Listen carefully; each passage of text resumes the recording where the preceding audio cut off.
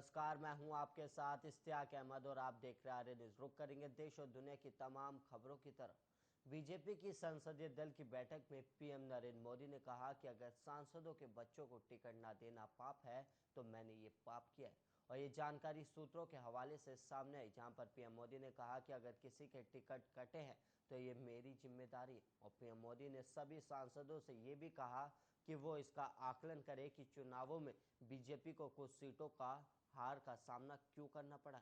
और पीएम मोदी ने सभी सांसदों से कहा, आप अपने अपने इलाके में हारे हुए 100 से बूथों पर आकलन करें और एक रिपोर्ट तैयार करिए कि हम क्यों हारे, ताकि उन हार के कारणों का पता लगाया जा सके और आगे ठीक से किया जा सके। और वहीं पीएम ने पार्टी सांसदों को कड़ा संदेश देते हुए कहा कि पार्टी में परिवारवाद नहीं चलेगा, वंशवाद राजनीति के लिए दूसरी पार्टियां हैं। और पीएम मोदी ने इस बैठक में यूक्रेन से भारतीयों को निकालने को लेकर भी बात कही और साथ ही हाल ही में रिलीज हुई फिल्म कश्मीर फाइल्स को लेकर कहा कि कश्मीर का सच दबाने की कोशिश हुई थी।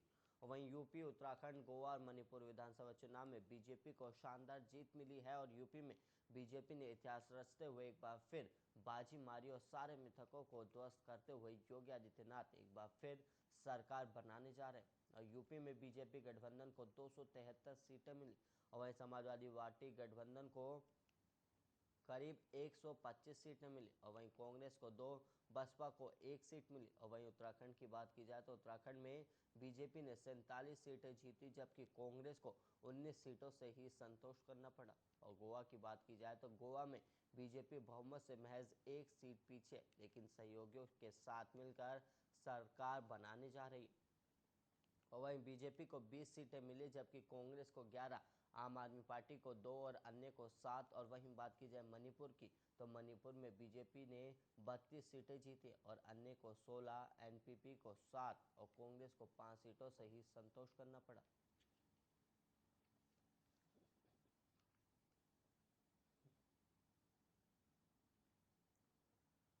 और वहीं प्रधानमंत्री नरेंद्र मोदी ने मंगलवार को होली में रिलीज हुई फिल्म द कश्मीर फाइल्स की तारीफ की और उन्होंने कहा कि ऐसी फिल्में कई बार बनाई जानी चाहिए। और बीजेपी संसदीय दल की बैठक को संबोधित करते हुए पीएम मोदी ने कहा कि वो फिल्म सच दिखाया गया है जिसे कई सालों तक दबाया गया था। और वहीं बीजेपी संसदीय दल की बैठक में पीएम मोदी ने फिल्म कश्मीर फाइल्स का जिक्र करते हुए इसके विरोधियों पर जमकर निशाना भी साधा। पीएम मोदी ने कहा कि अगर किसी ने उस समय हिम्मत के साथ काम करके महात्मा गांधी के जीवन पर फिल्म बनाई होती और दुनिया के सामने रखी होती तो हम मैसेजिंग कर पाते। और पहली बार एक विदेशी ने गांधी फिल्म बनाई और उसे जब ऑस्कर मिला तब जाकर दुनिया को पता चला कि महात्मा गांधी कितने महान व्यक्ति थे।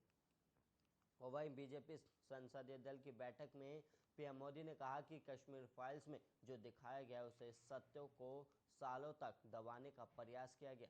और इस दौरान उन्होंने कहा कि कुछ लोग फ्रीडम ऑफ एक्सप्रेशन की बात करते हैं। आपने देखा होगा इमरजेंसी इतनी बड़ी घटना और कोई फिल्म नहीं बना पाया और कई सत्यों को दबाने का लगातार प्रयास किया गया। जब हमने भारत विभाजन के दिन 14 अगस्त को हॉरर डे के रूप में याद करने का तय किया तो कई लोगों को बड़ी मुसीबत हो गई। और कैसे भूल सकता है देश, कभी कभी उससे कुछ सीखने को भी मिलता है। और क्या भारत विभाजन पर कोई ऑथेंटिक फिल्म बनी।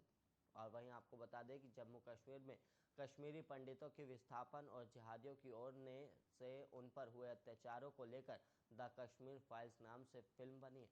और रिलीज होने के बाद से ही इस फिल्म की काफ़ी चर्चा भी है। और वहीं अब तक देश के 5 राज्य इस फिल्म को टैक्स फ्री करने की घोषणा भी कर चुके हैं।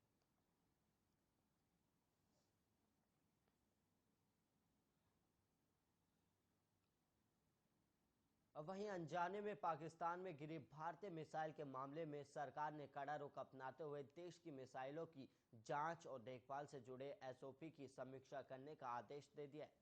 और मंगलवार को रक्षा मंत्री राजनाथ सिंह ने संसद को बताया कि सरकार ने इस घटना को बेहद गंभीरता से लेते हुए एक उच्च स्तरीय जांच के आदेश दिए। और संसद में दिए अपने बयान में रक्षा मंत्री ने कहा कि भले ही हमारे मिसाइल सिस्टम अत्यंत सुरक्षित और भरोसेमंद है, लेकिन अगर उसमें किसी तरह की कोई खामी पाई जाती है तो उसे तुरंत दूर किया जाएगा। और यही वजह है कि इस घटना के संदर्भ में ऑपरेशन मेंटेनेंस और इंस्पेक्शन यानी निरीक्षण के लिए स्टैंडर्ड ऑपरेटिंग प्रोसीजर यानी एसओपी की समीक्षा की जा रही है। और राजनाथ सिंह ने कहा कि हम अपने वेपन सिस्टम की सेफ्टी और सिक्योरिटी को सर्वोच्च प्राथमिकता देते हैं। तो वही राजनाथ सिंह ने साफ तौर से कहा कि 9 मार्च को जो घटना हुई वो मिसाइल के निरीक्षण के दौरान अनजाने में हुई थी। हालांकि उन्होंने कहा कि मैं सदन को आश्वस्त करना चाहता हूं कि हमारे मिसाइल सिस्टम बेहद सुरक्षित और भरोसेमंद है और हमारी सेफ्टी प्रक्रिया और प्रोटोकॉल उच्च स्तरीय है और समय समय पर इसकी समीक्षा भी की जाती है। और रक्षा मंत्री ने आगे कहा कि हमारे सशस्त्र बल बेहद अनुशासित और बेहतरीन ट्रेनिंग लिए हुए हैं और उन्होंने कहा कि इस तरह के मिसाइल सिस्टम को हैंडल करने का हमारी सेनाओं को एक अच्छा अनुभव है। और इसके अलावा आपको बता दें कि 9 मार्च को भारत की एक सुपरसोनिक मिसाइल निरीक्षण के दौरान अनजाने में पाकिस्तान के मियां चन्नू इलाके में जाकर गिर गई थी। हालांकि इस घटना में किसी की जान तो नहीं गई थी, लेकिन जिस कोल्ड स्टोरेज पर यह जाकर गिरी थी वो पूरी तरह से तबाह हो गया था।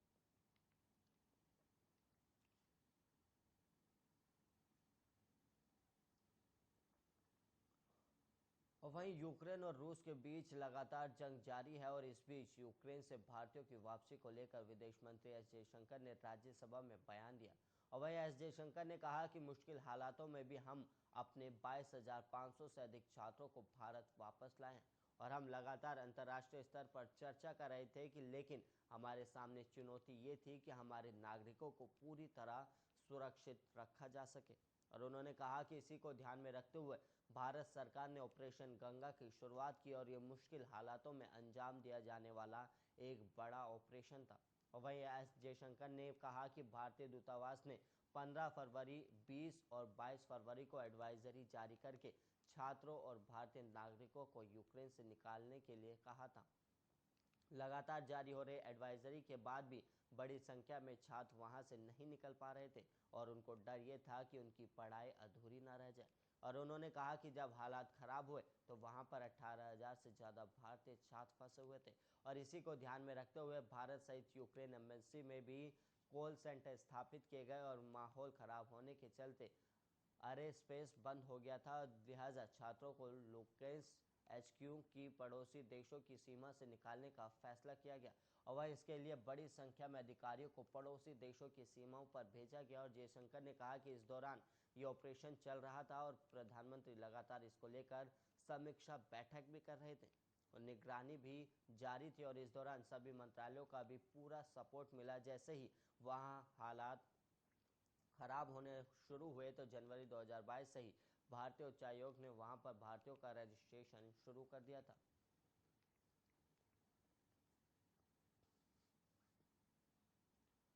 और वहीं केरल के राज्यपाल आरिफ मोहम्मद खान ने हिजाब विवाद पर कर्नाटक हाईकोर्ट के फैसले पर रिएक्शन दिया। उन्होंने कहा कि इस्लाम स्वयं परिभाषित करता है कि विश्वास के अभ्यास के लिए क्या जरूरी है, इसलिए न्यायपालिका का काम आसान हो गया है।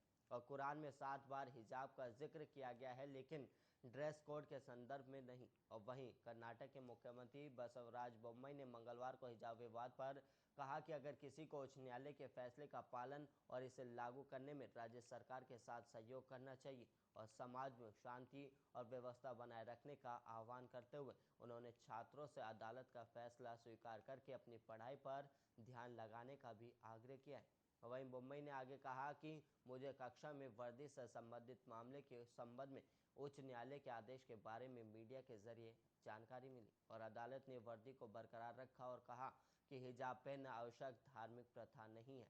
और वहीं प्रधानमंत्री ने कहा कि ये छात्रों के भविष्य और शिक्षा से जुड़ा मामला है और पढ़ाई से ज़्यादा जरूरी कुछ नहीं। और उन्होंने ये भी कहा कि हर किसी को उच्च न्यायालय की 3 न्यायाधीशों की पीठ के फैसले का पालन करना चाहिए और सरकार ने इसे लागू करने में हर किसी को सहयोग करना चाहिए और शांति बनाए रखनी चाहिए। और वहीं समाज में शांति और व्यवस्था बनाए रखना सबसे अधिक महत्वपूर्ण है और मैं सभी समुदायों के लोगों, नेताओं, अभिभावकों, शिक्षकों और छात्रों से आदेश को स्वीकार करने और अदालत के आदेश के अनुरूप छात्रों को शिक्षा देने में सहयोग करने की अपील करता हूं। और वहीं कर्नाटक उच्च न्यायालय ने कक्षा में हिजाब पहनने की अनुमति देने का अनुरोध करने वाली उडुपी में government pre university girls college की मुस्लिम छात्रों के एक वर्ग की याचिकाओं को मंगलवार को खारिज कर दिया है।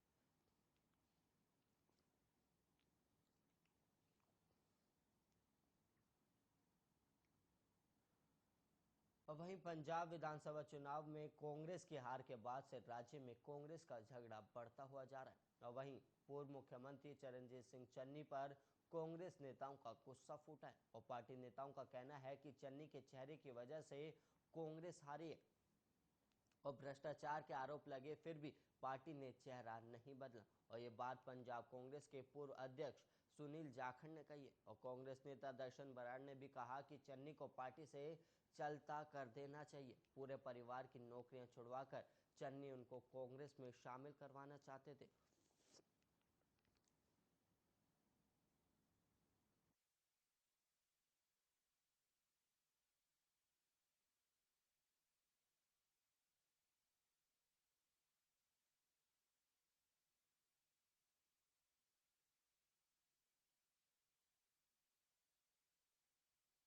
कांग्रेस के खिलाफ लड़ा लेकिन उसे रोका नहीं। और दर्शन बराड़ ने कहा कि चन्नी और जाखड़ को पार्टी से निकालकर नवजोत सिंह सिद्धू को सारी पावर दी जानी चाहिए।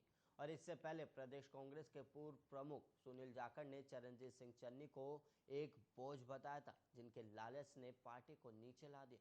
और वहीं जाखड़ ने बिना नाम लिए पार्टी की वरिष्ठ नेता अंबिका सोनी पर भी निशाना साधा। और कांग्रेस नेता जाखड़ उन खबरों का जिक्र कर रहे थे जिसमें कहा था कि रविवार को नई दिल्ली में कांग्रेस कार्य समिति की बैठक में पंजाब चुनाव में कांग्रेस की हार पर चर्चा के दौरान इस बात पर चर्चा की गई कि कांग्रेस का प्रदेश नेतृत्व निवर्तमान मुख्यमंत्री चन्नी का समर्थन करने में कैसे विफल रहा, जिन्हें पार्टी के केंद्रीय नेतृत्व द्वारा उपयोगी नेता के तौर पर पेश किया गया था। और वहीं आम आदमी पार्टी ने पंजाब में 117 विधानसभा सीटों में से 92 सीटों पर जीत हासिल की थी। और वहीं चुनावों में कांग्रेस की हार हुई और वो केवल 18 सीट ही जीत सकी।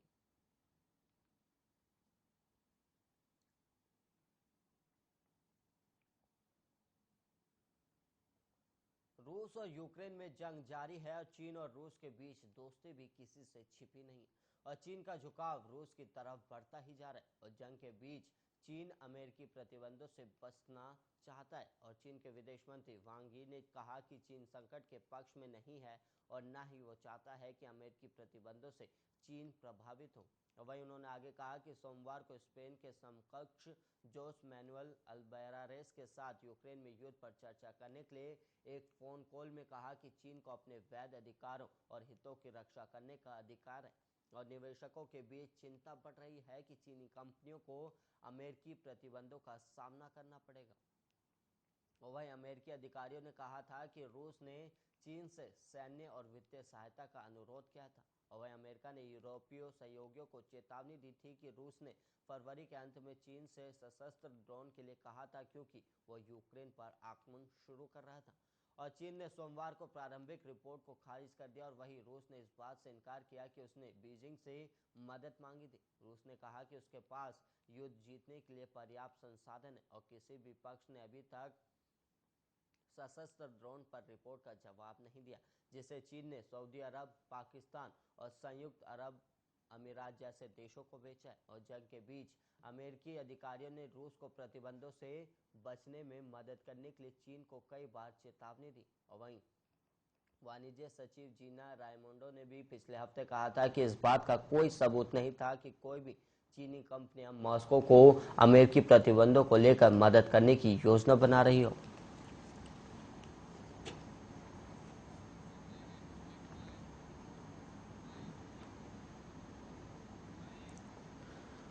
देश में 16 मार्च से 12 से 14 साल के बीच के बच्चों को कोरोना वायरस की वैक्सीन लगाई जाएगी और इसके लिए तैयारियां भी अब शुरू हो चुकी हैं। और केंद्र ने इस उम्र वाले बच्चों को कोरोना वैक्सीन देने का फैसला ऐसे समय किया जब चीन, सिंगापुर जैसे देशों में संक्रमण के मामलों में तेजी देखी जा रही है।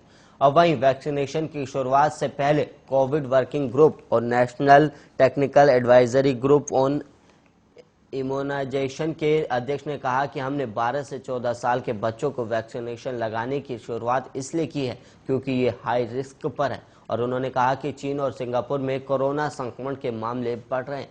हालांकि वयस्क नागरिकों का वैक्सीनेशन हो चुका है, लेकिन किसी तरह की ढिलाई खतरनाक हो सकती।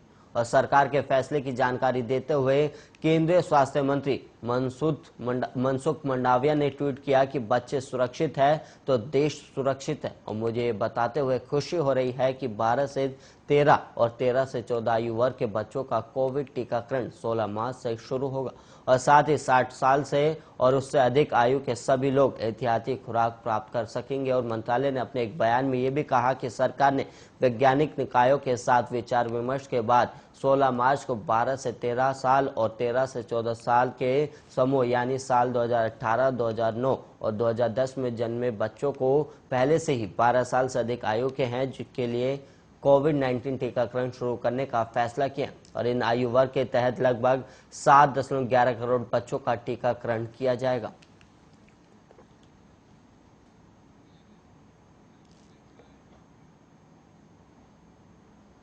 और वहीं कहा जाता है कि जर जोरू और जमीन यही विवाद के 3 प्रमुख कारण होते हैं और इसी में से एक कारण जमीन, जिसके चलते 15 मार्च दिन मंगलवार की देर शाम लगभग 9:30 बजे अमेठी के रहने वाले पूर्व प्रधान संगटा प्रसाद के घर के बगल में पड़ी खाली सरकारी जमीन पर अवैध कब्जा कर रहे इसी गांव के रहने वाले दबंगों ने लाठी डंडे और धारदार हथियार से पीड़ित परिवार पर हमला कर दिया।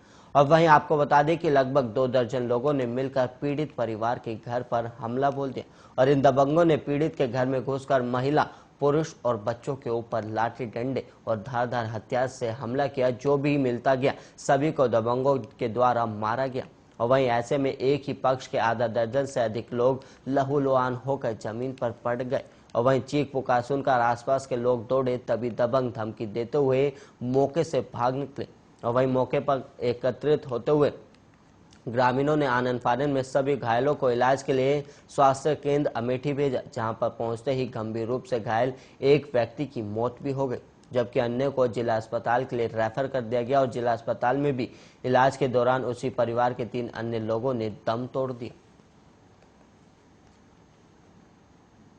घटना घटी है भैया, हमारी जगह में बना रहे हैं घर, उसको रोकने गए थे, मार दिया सब कोई को। कौन मारा?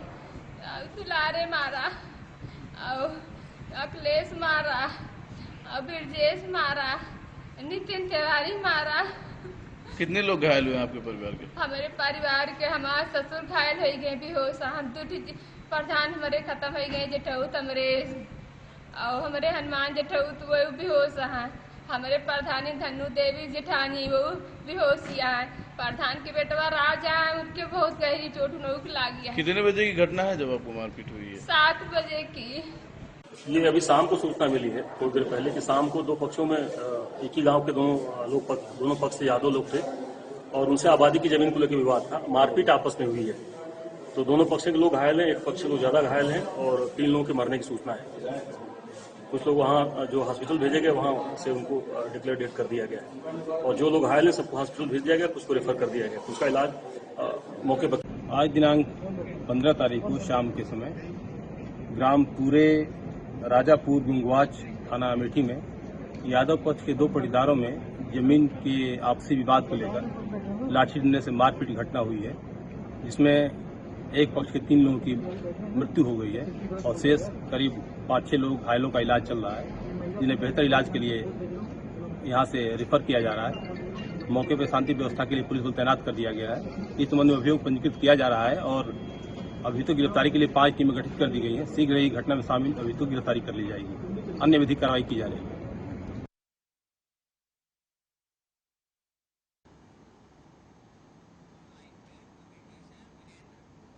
और वहीं इसी खबर के साथ हमारे सहयोगी वीरेंद्र जुड़ गए। वीरेंद्र, क्या कुछ मामला है, विस्तार से बताइएगा।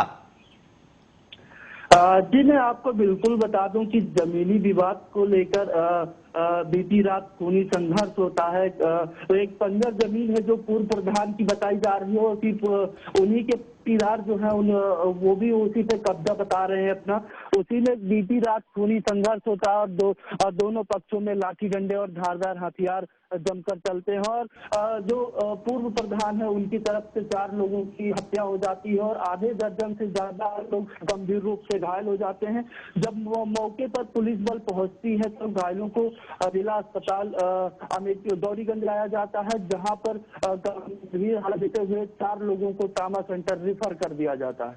वीरेंद्र, जिन दबंगों ने ये पिटाई की गई या जिन दबंगों ने ये हत्या की है, उनके खिलाफ पुलिस की क्या कुछ कार्रवाई अब तक सामने आई है?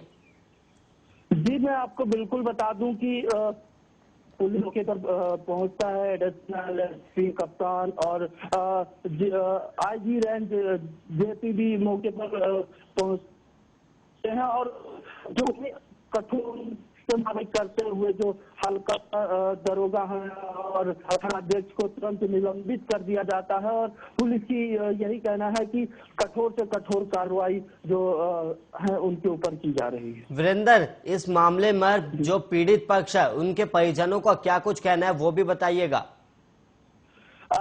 वहीं पे आप कि जो पीड़ित पक्ष है उनका यही कहना है, बार बार वो यही कह रहे हैं कि हम बार बार शिकायत करते हैं और शिकायत इस कारण के ऊपर और पुलिस विभाग के ऊपर वो खास नाराज विरोध कर रहे हैं। वीरेंद्र, जो पीड़ित पक्ष है, जो आपने बताया कि आधा दर्जन से ज्यादा लोग घायल हैं, तो घायलों की हालत इस समय कैसी बनी हुई है? जी, मैं आपको बिल्कुल बता दूं कि जो घायल हैं उन गौरीगंज का इलाज चल रहा है और जो डॉक्टर ने उपचार करते हुए उसमें से आधे से ज्यादा लोगों को ट्रामा सेंटर लखनऊ के लिए रेफर किया गया है। और वीरेंद्र, जहां पर यह घटना हुई है वहां पर कैसा माहौल बना हुआ है? जी, मैं बिल्कुल बता दूं आपको कि जहाँ पे ये घटना हुई है, जहाँ की निर्मम देर रात हत्या हुई है पूर्व प्रधान की, वहीं पे जो घटनास्थल को देखते हुए आईजी रेंज पहुंचते हैं, डीएम पहुंचते हैं, मुखिया कप्तान भी पहुंचते हैं और वहां पे भारी पुलिस बल मौके पर मौजूद है और कार्रवाई की जा रही है। जी वीरेंद्र कुमार, बहुत बहुत धन्यवाद आपका हमारे दर्शकों को और हमें ज्यादा जानकारी देने के लिए। और वहीं आपको बता दें कि जमीनी विवाद के चलते 4 लोगों की मौत हो गई है और कहीं ना कहीं आधे दर्जन से ज्यादा लोग घायल बताए गए। और वहीं आपको बता दें कि लगातार इस मामले को लेकर पुलिस भी अपनी कार्रवाई करते हुए